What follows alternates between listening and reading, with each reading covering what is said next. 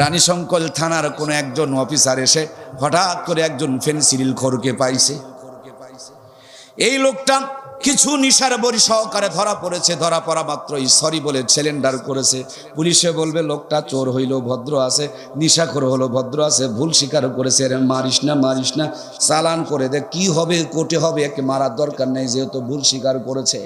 আর একটা লোক চোর এবং বাটপার ধরা পড়া পর পুলিশকে ঝাড়ি দেয়া বলে, বেটা তুই কি আমারে চেনস? পুলিশে কয় যে ঝাড়ি মারছে না জানি কোনো নেতা হইতে পারে।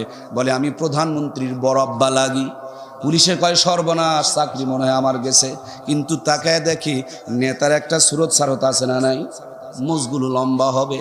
বেশিরভাগ নেতার ভুঁড়ি একটু সামনে থাকে, অনেকে একটু দুর্বল থাকে, গায়ের থেকে সুগন্ধ বের হয়, সামনে পিছনে অনেক বাতি নেতা হাফ নেতা থাকে না ভাইয়েরা আমার।